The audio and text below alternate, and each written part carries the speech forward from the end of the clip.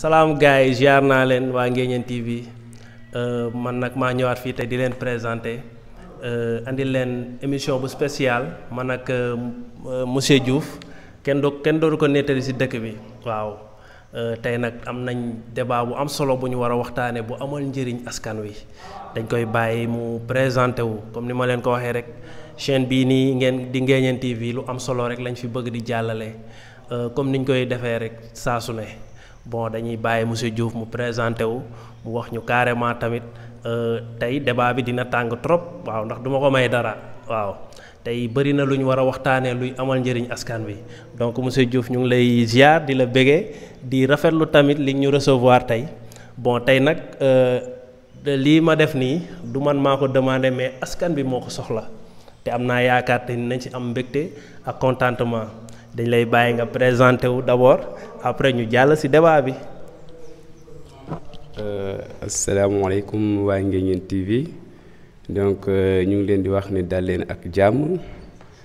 di kontaan aussi ci déplacement bi ngeen def ñëw seet si ñu ngi ci kontaan bu baax a baax di ñaan vraiment suñu débat bi nit ñi jëlee ci njëriñ bu bëri voilà loolu la ñu ñaan. Donc man nag maa ngi tudd Ibrahima Diouf ñu gën maa xam ci monsieur Diouf donc je suis professeur de SVT au lycée de Nguéniène donc en même temps je suis directeur de l'école privée La Torche de Nguéniène voilà donc waa Nguéniène TV ñu ngi leen di delloo ziar aussi di ziar waa Nguéniène ñëpp di magal ku nekk vraiment di kontaane encore une fois de plus ci déplacement bi ngeen ñëw seet si ñu. Voilà kontaan nañu baax a baax waa suñu liggéey am na solo.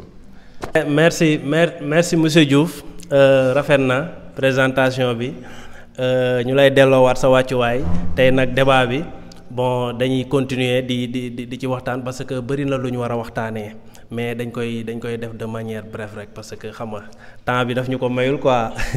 waaw dañu bëgg nga expliquer ñu nga wax ñu résultats yi. Baccalauréat bi ak ren ak BFEM bi fii ci Nguéniène waaw nga détaillé ñu benn par benn parce que bëri na ñu ko bëgg a xam comme ni ma leen ko waxee Nguéniène TV yemul Nguéniène kese mu ngi wër àdduna ndaxte YouTube bi boo tapee Nguéniène TV rek da ngay dab site bi te lépp loo xamante ne nii day daw fii day daw mooy si YouTube bi sax lay jiitu avant muy yegg si fii donc ñooñu tamit bëgg nañ xam résultats yi fii nan la demee BFEM bi ak bac bi.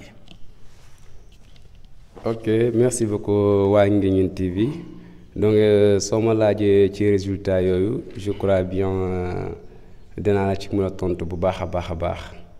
donc pour ma dem rek ci lu gaaw ci lu gàtt ma jéem kaa résumé damay njëkkee lycée bi nga xam ne boobu d'abord foofu laa nekk professeur voilà donc soo jëlee lycée nag daa am ay yu ñuy wax ay séries. Donc am na lu ñuy wax série S2 am na lu ñuy wax série L prime am na lu ñuy wax série L2 voilà donc man njëkkee ko ci wàllu série S2 bi soo jëlee am nañ foofu benn pourcentage de 78,57 soo jëlee li ñuy wax L prime bi donc am nañ foofu benn pourcentage de 71,23 et soo jëlee L2 bi am nañ foofu benn pourcentage de 62,5 mais soo ko globalisé lépp nga tënk ko. Lycée bi am nañ benn pourcentage de 68 donc virgule 02% voilà maanaam donc téeméer boo jël voilà am na loo xam ne mat nañ juróom benn fukk ak ñett élèves yoo xam ne am nañ ci téeméeri élèves yoo jël voilà donc ci wàllu lycée loolu lañ fa am soo demee ci aussi wàllu fi ñuy wax école privée Torche téeméer boo jël aussi juróom fukk am nañ ci donc ci loolu ci wàllu bac bi la soo jëlee ci wàllu BFEM aussi ci wàllu Torche donc foofu aussi téeméer boo jël juróom fukk am nañ voilà donc loolu aussi mu doon ay résultats yu baax ñu war kaa gërëme d'abord parents d'élèves yi ak professeurs yi. Mais avant tout d'abord maa ngi féliciter élèves ñi nga xam ne ñoom ñoo réussir seen baccalauréat ak seeni BFEM ñi nga xam ne yàlla def na amuñu donc ñu leen di encourager parce que am ak wut ku wax wut wax am wax ñàkk waa donc ku dul wut du ñàkk bay am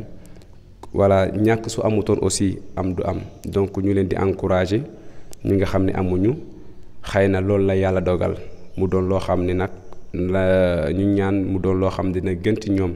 li nga xam ne aussi am nañ baccalauréat ñu leen di féliciter di ñaan yeneen diplôme tegu ci vraiment liggéey tegu ci ñu muurloo ko jàmm ñi amuñ yàlla may leen ko déwén ci anam bi mu génnee donc loolu daal la amoon li may wax élèves yi ginnaaw bi ma leen féliciter nag maa ngi féliciter aussi ñi nga xam ne ñoom ñooy le corps professoral comme au niveau du lycée comme au niveau du privé ñu ngi leen di comme au niveau du CM aussi ñu ngi leen di féliciter bu baax a baax a baax a baax a baax ci liggéey bu mucc ay bi ñuy def ci biir Nguéniène voilà parce que dañoo jàpp ne seeni bopp la ñuy liggéeyal donc dañuy def seeni kéemtalaay kattan ba résultat yi Nguéniène bokk ci résultat yi gën mais aussi du ma yem foofu di gërëm parents yi aussi di leen di féliciter ci vraiment rôle bu am solo bi ñu joué parce que su nekkee élève bi aussi da nga koy jàngal kër ga da nga koy jàngal école alors que su ñëwee kër ga parents yi duñ ci am lu ñuy gëstu ci wàllu njàngam duñ ko ñaaxaat pour mu dem jàngi voilà muy jàng ay leçons am su boobaa aussi élève boobu donc mun nañ jàpp ne du def résultat donc ku nekk da nga ci am rôle bi ngay joué muy élève bi muy acteur principal bi muy professeur bi muy aussi parent d'élève bi donc ñu ngi féliciter ñëpp parents d'élèves yi entourage bi professeurs yi et surtout aussi élèves yi encore une fois de plus di wax ne vraiment Nguéniène def nañu résultat yu baax yu mucc ayib résultat yu gën ci résultat yu mos di def depuis ba lycée bi nekkee lycée aussi comme privé bi aussi bi mu nekkee privé ñoom franchement résultat yi dañuy gën di yokku ci wàllu CM aussi def nañu résultat yu baax plus de 62% je sais voilà mais loolu xam naa da ngay gis principal Cissé kilifa ju baax boobu franchement sëriñ bu mag boobu xam naa dina la ci gën a indi ay leeral mais ñoom aussi def nañ ay résultats yu baax a baax a baax a baax voilà merci beaucoup. waaw kon nag ñoo ko déggandoo résultat yaa ngi noonu monsieur Diouf leeral na lépp kon nag monsieur Cissé xaar ñu waa Nguéniène TV dina ñëw seet si la yow it nga sànni say kàddu wax ñu tamit li dëkk bi xama di xaar tamit waaw ba tey monsieur Diouf bon ñu gis ne da nga jiite benn école privée bu tudd Torche waaw léegi balaa ñuy sori dama bëgg nga wax ñu lan la Torche signifié waaw lan mooy signification bi en plus nga wax ñu résultat yi nga xamante ni moom la Torche joxe ren waaw par rapport ak yeneen écoles yi nekk fii au niveau de lycée ak CM nga wax ñu tamit Torche ban position la féetee ci côté boobu noonu parce que dafa li ma dégg fii nii bon dafa mel ni ñoom tamit ñu ngi seen côté di béy seen waar kon nag war nañ xam différence bi quoi par exemple war nañ xam taux de réussite bi ci côté Torche par rapport ak yeneen écoles yi ma bëgg nga jox ñu ci ay leeral. Merci beaucoup waa Nguéniène TV donc encore mun naa wax ni mun naa àdduwaat ci question boobu voilà mun naa ci tontu voilà donc résultats yi moom defuñ leneen lu dul baax résultats yi defuñ leneen lu dul baax muy au niveau du lycée muy au niveau du CM muy au niveau du privé et soo gisee li war loolu nag là aussi mooy féliciter encore comme dangaa ne man maa jiite privé il faut que ma féliciter suñu élèves yooyu encore et plus particulièrement ñooñu nga xam ne am nañ mention donc voilà c'est la première fois au niveau du privé donc ñoom ñuy ay mention donc loolu aussi war nañ ko sant yàlla am nañ beaucoup de défis aussi donc loolu war nañ ko sant yàlla war nañ ko sant yàlla autant pour moi par rapport à ce qui se passe au niveau des autres écoles privées soit au niveau des autres établissements donc li ñu am dañ koy sant yàlla bu baax a baax di lay wax ne rek li indi résultat yu baax yi yëpp muy côté CM muy côté lycée muy côté privé donc liggéey rek liggéeyu élèves yi liggéeyu professeurs yi ak parents d'élèves yi privé nag ni muy doxee c'est simple la ñuy def lycée loolu la ñuy def privé prof yay jàngal lycée ñoom ñooy jàngal lycée seconde première terminale ñay jàngal CM ñoom ñoo fay jàngal 6e 5e 4e 3e donc privé ak lycée ñoom ñooy def les mêmes devoirs ñoom ñooy def les mêmes leçons prof bi leçon bi muy def lycée leçon boobu lay def privé prof bi yor troisième soit beneen classe CM leçon bi mu fiy def boobu lay def fee. Privé ak lycée ñoom ñooy bokk les mêmes devoirs à la même heure quel que soit le devoir nag bu waa lycée di def dañuy photocopier feuille bañ mat ñuy compter li nga xam ne mooy paaru privé ñu yóbbu ko li nga xam ne mooy paaru lycée ñu bàyyi ko foofu. Donc yaakaar naa ne su nekkee wàllu CM aussi noonu lañ koy defee suñ defee ñu joxe ñu compter ñu defar wàllu privé ñu photocopier mais benn sujet bi lay doon. Donc yaakaar naa ne donc entre CM lycée privé donc benn liggéey bi la ñoom ñooy bokk évaluation yi c'est-à-dire devoir yi au même moment donc amul leneen lu leen wuteel donc yaakaar naa loolu travail liggéey bu ma ci ayib boobu moom moo indi résultat yu baax yi nga xam ne ku ci nekk am nga 50% suwaat nga am lu ëpp 50%. Donc encore santaate ko yàlla rek parce que nit ki moom lépp loo mën rek yàlla la ko mën loo donc nañ ko sant yàlla bu baax a baax di ñaan encore une fois de plus at yi ñëw muy yokkuwaat voilà donc loolu daal laa ci amul lu ma wax. waaw merci monsieur Diouf encore liñ doon xaar ci yow rek waaw ay leeral rek ba tey nag bon dañuy laajte est-ce que au niveau du privé am na yéen a ngi def social. waaw man bëgg naa surtout loolu noonu bëgg naa nga insister ci xamoo wax ci nit ñi ñu xam parce que am na ñu bëgg a xam tamit te boo waxul ñoom duñu xam waaw est-ce que mun nga ñu leeral loolu noonu ci social bi. Ok d'abord damay commencer ci sa question précédente bi yaa ma doon demander privé d'abord lu mu signifie. Donc torche ginnaaw bam doone lam doon c'est-à-dire soo ne torche moom ku nekk xam ne leeral. leeral la voilà donc loolu olof bi xam na ko séeréer bi xam na ko bépp xeetu làkk xam na luy torche xam na ne torche njëriñam mooy leeral maanaam leeral ci li nga xam ne moom lañu fay jàngal donc ginnaaw loolu aussi dafa am signification sigle la torche ça signifie aussi mu ngi signifie travail organisé avec rigueur et compétence pour l'humanité par l'éducation donc torche loolu lay signifier ginnaaw bi mu doone nag loo xam ne day leer encore une fois de plus donc yaa ngi ma doon demandé ndax dañuy def wàllu social effectivement dañuy def wàllu social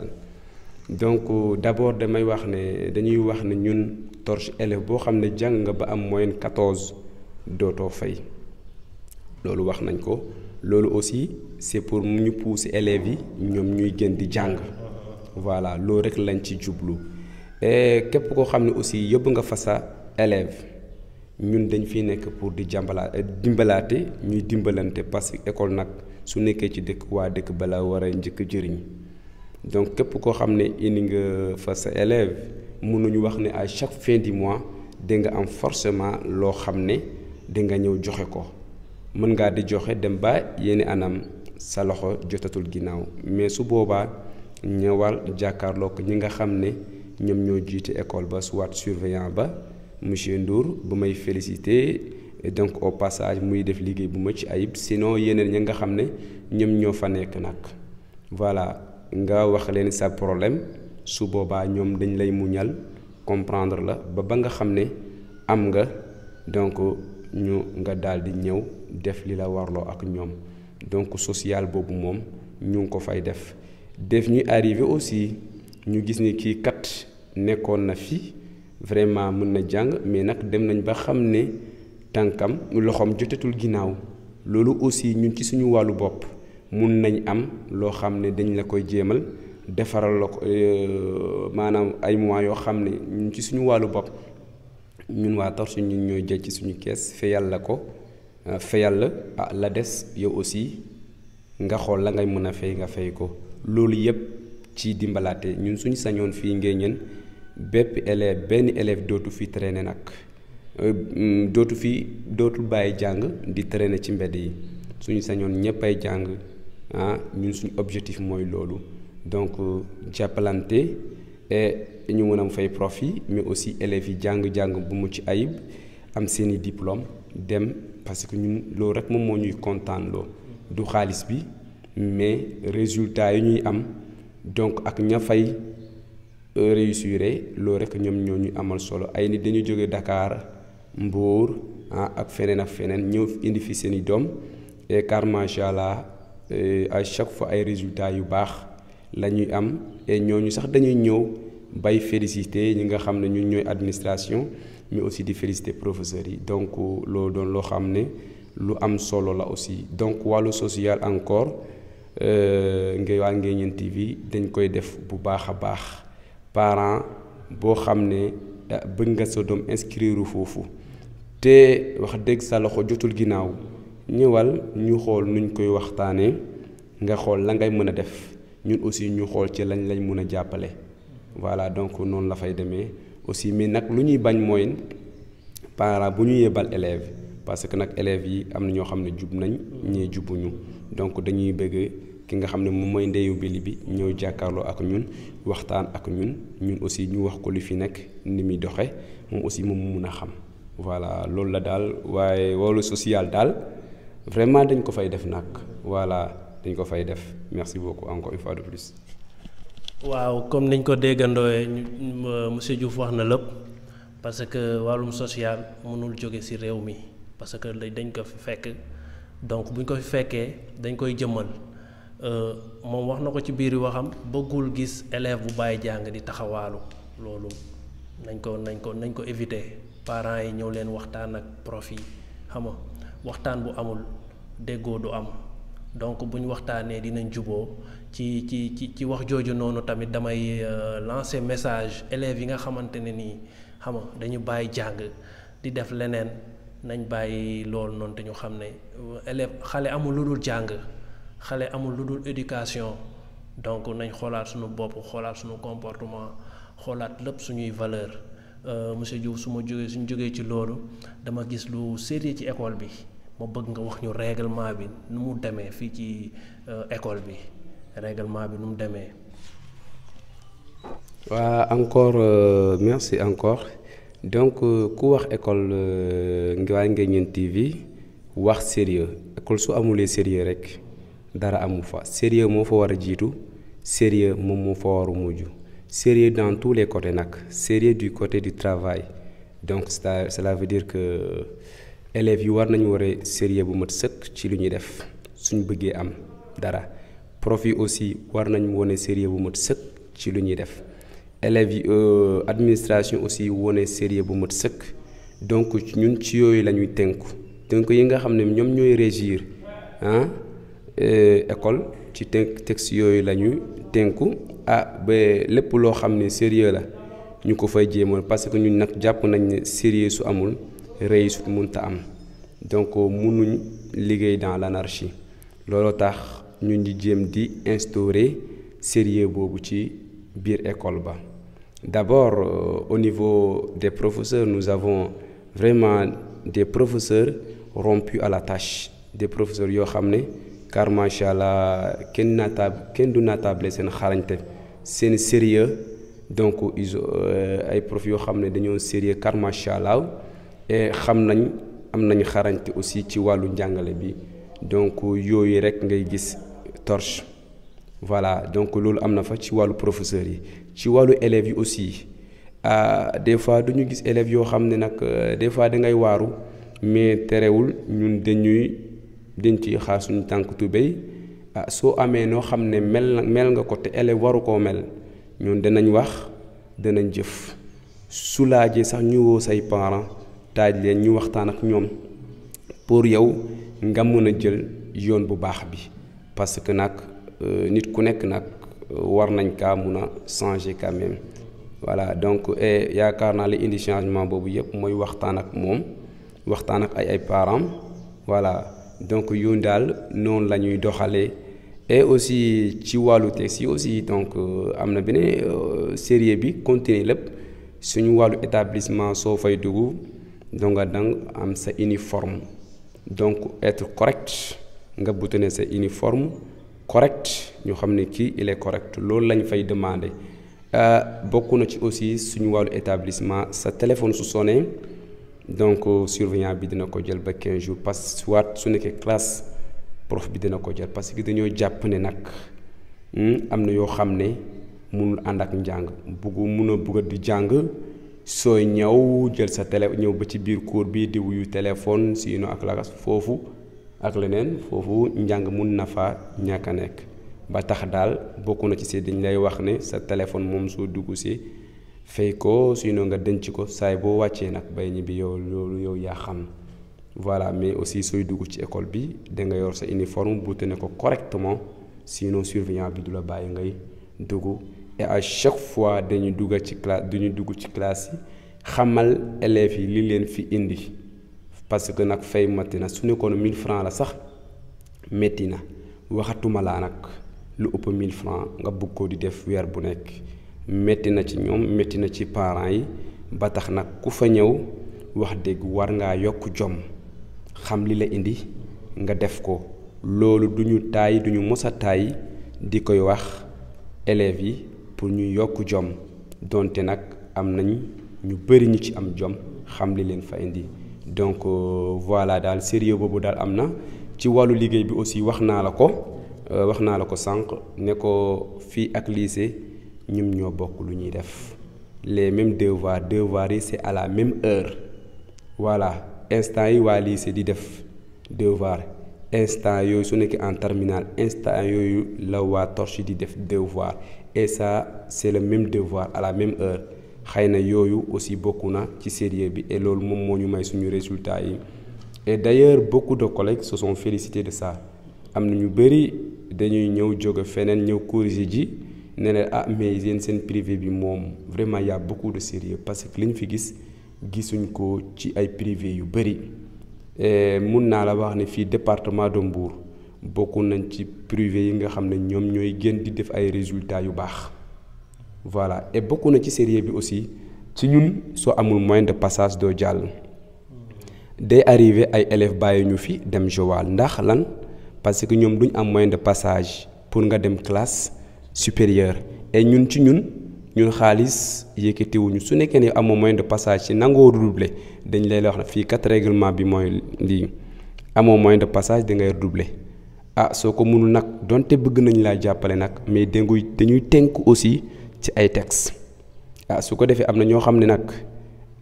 dañuy préférer dem Joal da nga am sa moyenne 6 soit 7 soit 5 soit 8 bëgg ne da ngay jàll su ko defee ci ñun doo fa jàlle ak moyenne yooyu parce que dañoo jàpp école boo xam ne am na du sérieux moyenne yooyu waruñu faa jàll classe supérieure su ko defee nag ñenn ñi dañuy préférer dem Joal et cetera mais pour rek wax la ne sérieux boobu moom moo fa nekk mbir mi du xaalis bi mais résultats yi ñoom ñoo ñu gën a amal solo ñun dañuy préférer élève bi nga xam ne mën na jàng am na du sérieux te du fay que élève bi nga xam ne chaque fin du mois moom mu fay te jàngu fa dara defu fa benn sérieux ñun vraiment bëgguñu ces genres d'élèves voilà. Merci encore une fois de plus ak yeneen voilà. Merci monsieur Diouf kàddu gi rafet na leer na comme boog ñoo ko déggandoo lu sérieux moo tax lii yëpp am résultat bu baax boo ko liggéeyul doo ko am waaw te ndaw boo tollee si boo tollee sa ndaw da nga war a liggéey def ay résultats ba tey nag dañuy wéyale waxtaan bi monsieur Diouf ñu ngi leen laajte lan moo leen gën a poussé ngeen créer école privée. ñu bëgg nga présenter ñu école bi waaw parce que école bi tamit gars yi nit ñi bëgg nañ xam situation bi nan la état école bi quoi surtout ginnaaw boo ñu waxee lan moo leen poussé ngeen créer Torche waaw. waaw merci beaucoup donc li ñuy poussé ñu créer Torche comme li war a poussé ñëpp ñu koy lépp ci ndimbal la rek parce que nag boobu Torche amu fi ku fi bëggoon def terminal nag te ñu dàqee la lycée da ngay daal di dem Joal soit nga daal di dem Nianing soit feneen te xam nañ ne dara du fi nga dëkk nag xëy na mun ngaa jóge fii dem Joal soit nga dem Nianing njàng yóbbu la nga dem ñu yor la foofu mais mun ngaa def lépp bu muy des njàng xam nga loolu aussi dafa xaw a day waar njàng yóbbu la nga def lépp bu muy des njàng donc loolu day xel daal day waar donc ñu ne ci yooyu bon ñun nag bi ñu fi laata ñëw am na lu ñu fi fekkoon mais ndegem mbooloo mooy doole ñu ñëpp ñu booloo ànd mbir mi gën a am doole donc affaire bi jëm kanam organisation bi gën a baax voilà organisation bi gën a baax mais li ñu gën a poussé daal mooy loolu la le social fexe ba élève boo xam ne xëy na donte dañuy former nos propres élèves nag parce que non l'école c'est de la 6e jusqu'en terminale c'est de la 6e jusqu'en terminale dañuy former suñuy propres élèves mais terewul nag aussi kuñ dàq su nekkee ne am nga moyenne bi professeur yi demandé pour nga jàll mun nañ la kaa defal mais boobu privé bi amu fi képp koo xam ne dañ laa dàqoon terminal soit yeneen classes yi dañ doon obligé dem Joal soit Nianing yooyu nag lañ bëggoon mu deñ fi et tey car macha allah ñu ngi koy sant yàlla deñ na fi ku ñu fi dàqati nga am moyenne boo xam ne permettre nañ la nga jàll ci ñun dañ lay daal di jël jàppale la nga dem et def nañ ko ak élèves yu bëri fii mënuma leen lim donc objectif principal bi mooy loolu te xëy na aussi compréhension bi ñuy am ndegam ñu ñoo bokk Nguéniène compréhension bi ñuy am pour mën a jàppale élève bi nga xam ne peut-être dafa tollu diggante xëy na waa Joal mun nañ kaa ñàkk a mun waa Nianing mun nañ kaa ñàkk a mun xam nga mais puisque ñun ñoo bokk Nguéniène parents d'élèves bi xam nañu ñun xam nañ leen su ñëwee expliquer ñun mun nañ kaa nangul loo xam ne waa Joal duñ ko nangul waa Nianing duñ ko nangul loolu benn la ñaareel ba élève bi dina toog kër papam soit seen kër di jóg di jàngi waaye di def seen papa di mun di leen seen parents mun di leen di mun di surveiller loolu aussi bokk na ci nga xam ne day favoriser réussite bi yooyu la daal ak yu bëri voilà donc loolu daal moom moo ñu gën a pousse ñu xalaat nag vraiment ne nañ defaru ba am privé bu gën ci privé yi nag te yaakaar naa tey bokk nañ tey ci privé yu gën ci privé yi en termes de résultats suñ ko évaluer da ngay gis ne franchement nag ñun bokk nañ ci privé yi gën ci privé yi et di ñaan yàlla mu jën ci kanam ñun suñu objectif mooy lan képp fépp fu ñuy waxatee ni privé d'excellence ñu lim bu Nguéniène loolu mooy suñu objectif mais du xaalis du leneen voilà donc loolu la daal pour le moment li ma mënoon wax ne bokk na ci li tax ñun ñu créer privé bi en résumé quand même et di ci doole ne aussi privé bi man dama di ndaw rek jiite ko mais ay ñu bëri laa ko bokkal ay professeurs lycée comme CM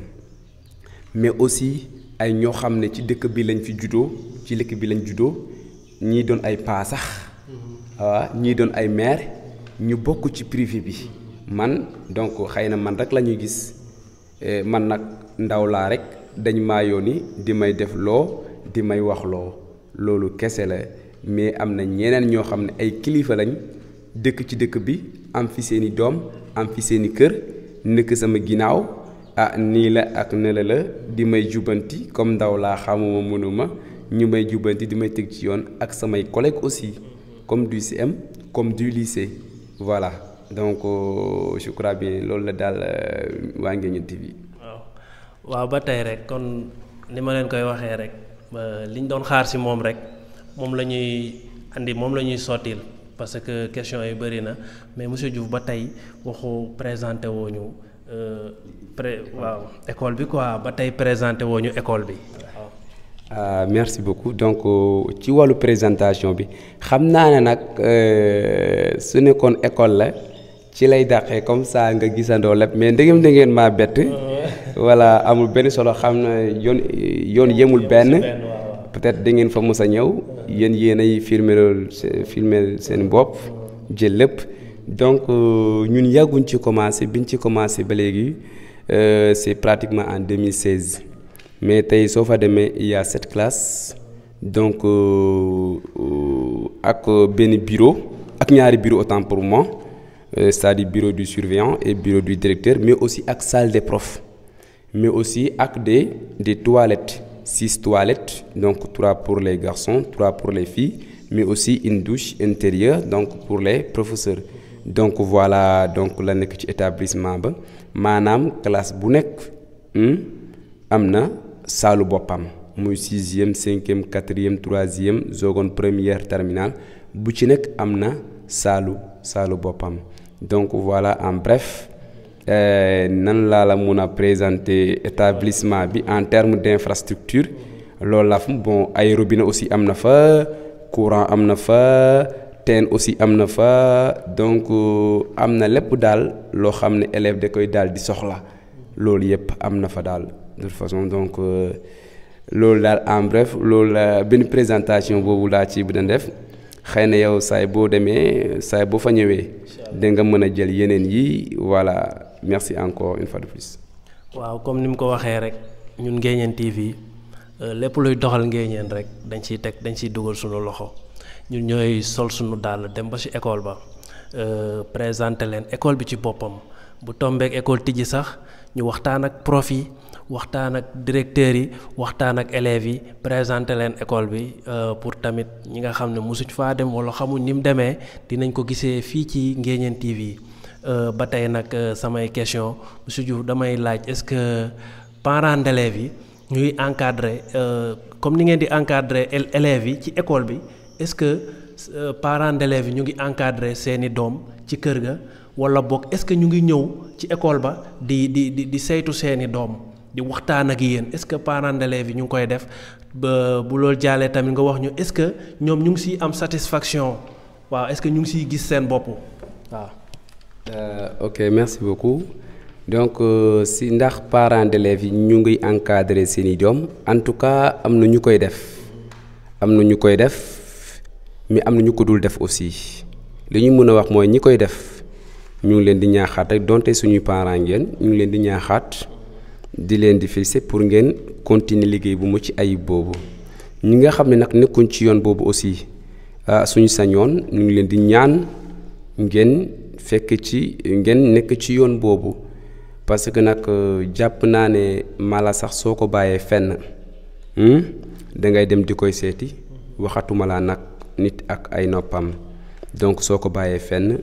du yoon nga wàcc ko foofu dem ba ay des mois demoo seeti ko war ngaa dem seeti xool lam fay def voilà lam fay def ndax mu ngi jàng ndax mu ngi accusé donte nag ñun aussi am nañ suñu nu ñuy defee maanaam élève bi su toogee lu ab diir ñëwul ñun mun nañ woo parent bi tel élève lu tax ñëw loolu mun nañ kaa def mais donte parent bi aussi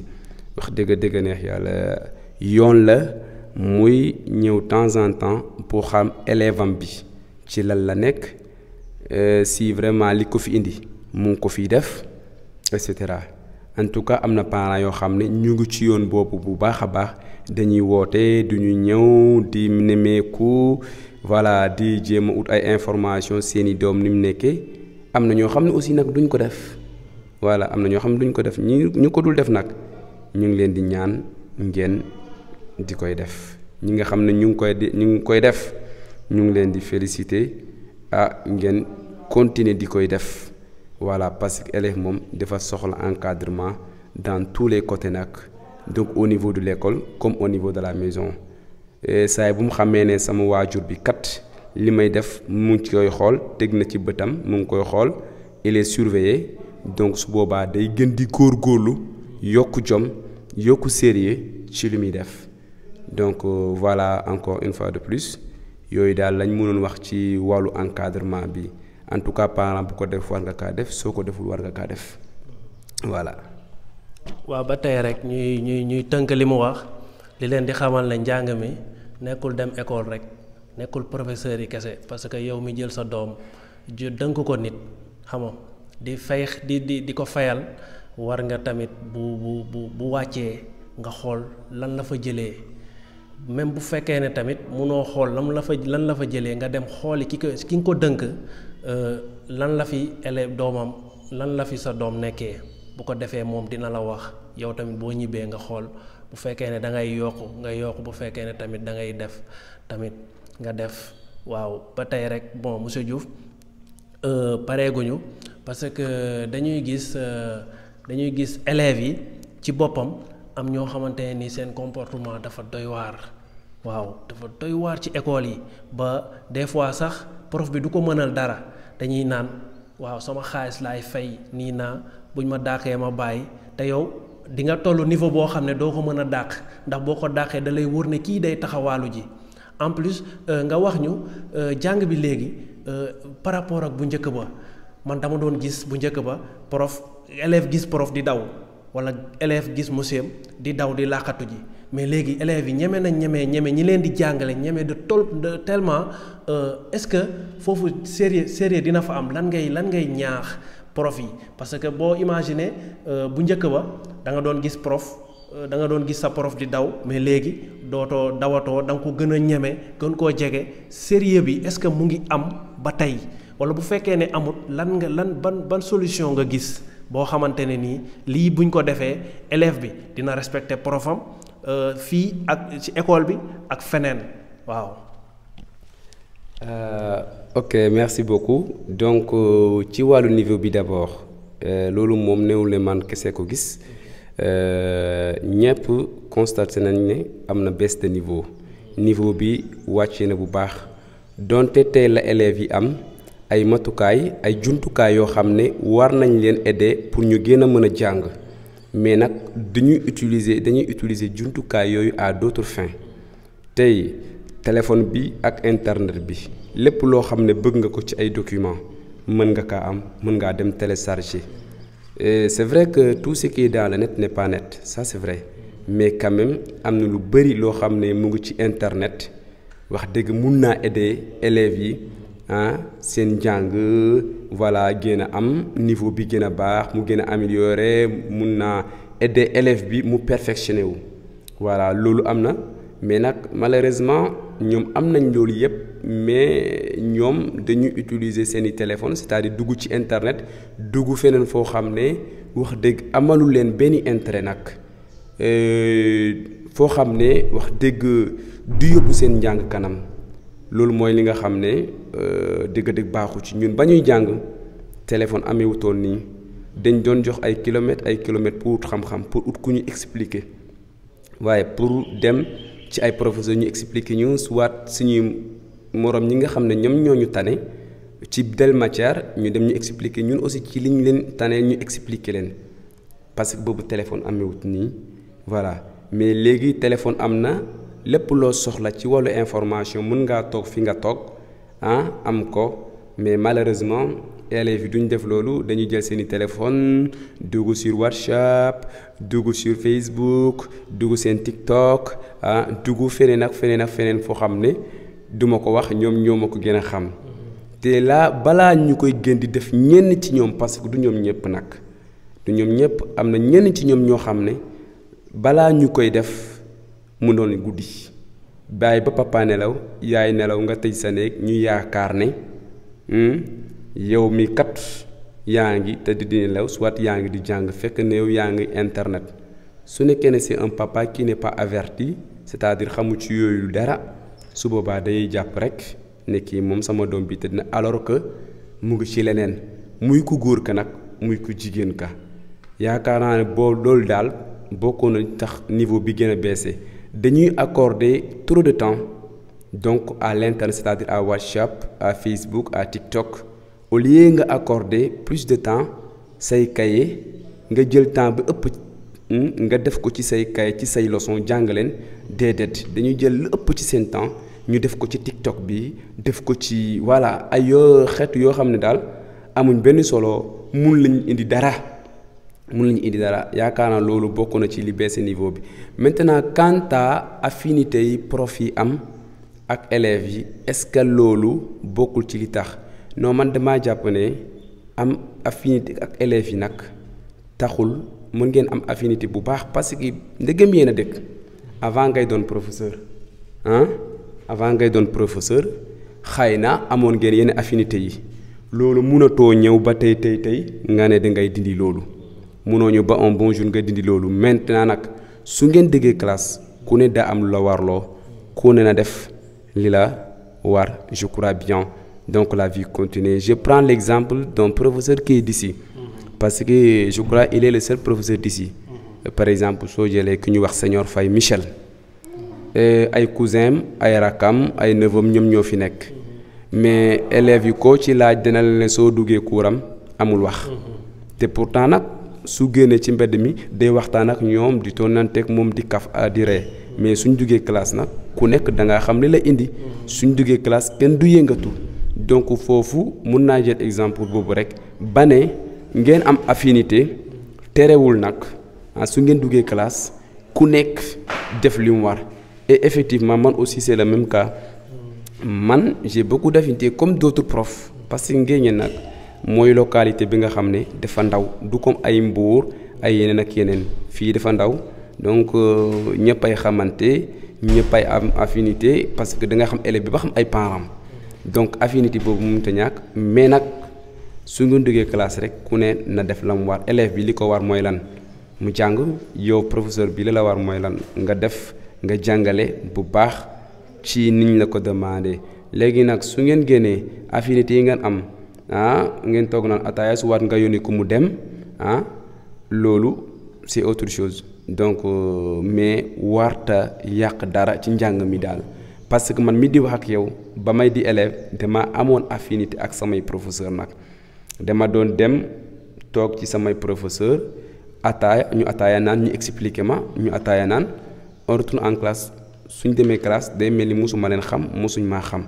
ku nekk def liggéeyam loolu la parce que relation sociale yi nag fii lañ ko fekk nag relation sociale moom fii lañ ko fekk fii lañ koy bàyyi voilà donc ci fànn boobu daal loolu la amoon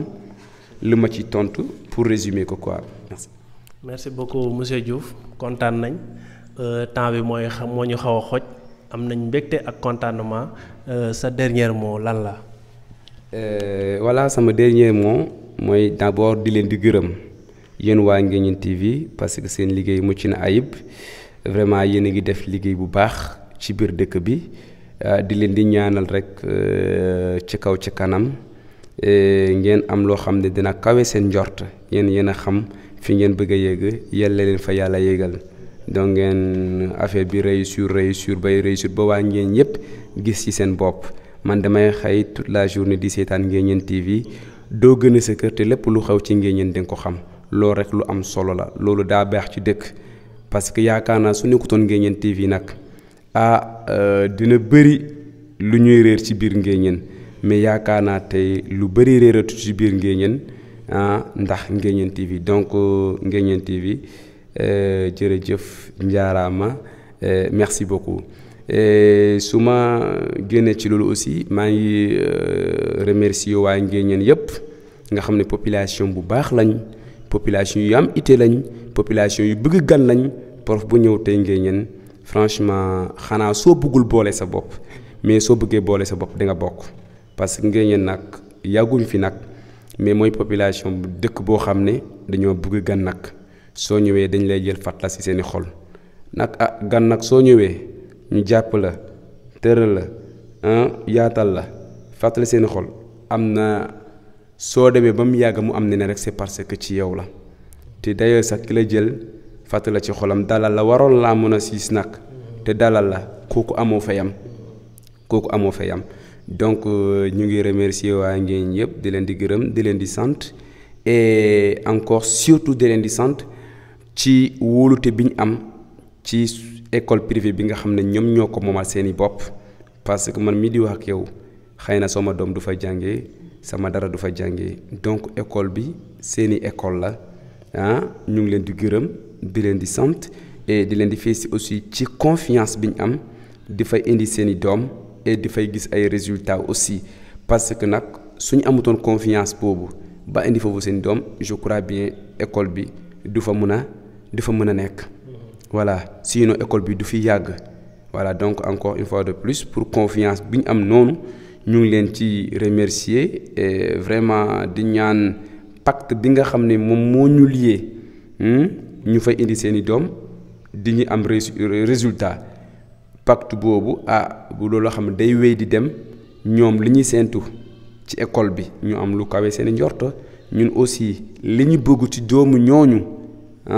vraiment ñu ko ci am école bi jëm kanam parents yi kontaan élèves yi kontaan en tout cas daal merci ñu ngi remercier tout le monde Et encore, félicitations aux élèves, au corps professoral du lycée, du privé, du CM.